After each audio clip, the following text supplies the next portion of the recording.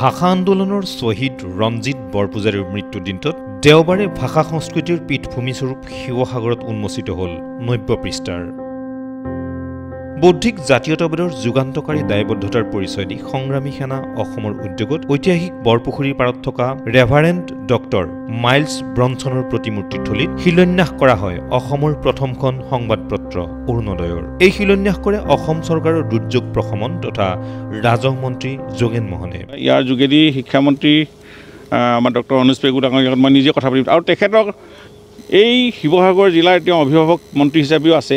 মই ভাবোঁ তেওঁ খুব দুই এদিনতে ইয়াতে ভ্ৰমণ হ'ব। আপোনালোকেও তেখেতক এই কথাখিনি অৱগত কৰিব আৰু মোৰ ফালৰ পৰাও অৱগত কৰিম যাতে আমাৰ এই স্মাৰকক লৈ যোৱা আৰু যি সংকট আহিছে অসমীয়া ভাষাৰ প্ৰতি এই ক্ষেত্ৰত যাতে মিছনাৰীসকলে লোৱা অৱদান আমি কোনো ক্ষেত্ৰতে পাহৰিব নোৱাৰোঁ। এইখিনি নতুনত্ব এটা দিবৰ কাৰণে অসম চৰকাৰেও এটা ব্যৱস্থা ল'ব লাগে। এই উপলক্ষে কোভিড প্ৰটকল মানি অনুষ্ঠিত হোৱা এখন সভাত সভাপতিত্ব কৰে সংগঠনটোৰ মুখ্য উপদেষ্টা হেমন্ত চাংমায়ে।